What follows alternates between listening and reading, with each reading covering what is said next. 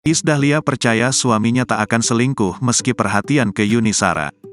Pedangdut senior Iis Dahlia kembali menanggapi soal isu miring yang menyeret nama suaminya. Iis Dahlia mengatakan bahwa kepribadian suaminya memang peduli dengan orang sekitar, termasuk dengan teman-temannya, salah satunya adalah Yuni Shara. Ibu dua anak ini sangat percaya jika suaminya tak akan selingkuh.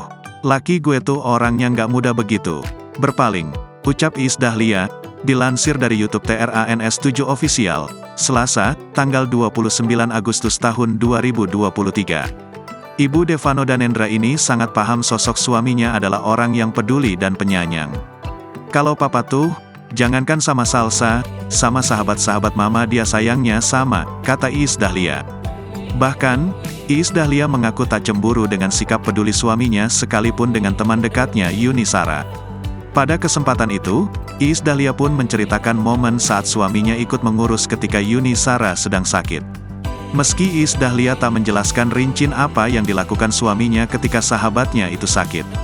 "Aku tuh kan dari dulu bersahabat sama Yanti, Kridayanti, sama Yuni Shara.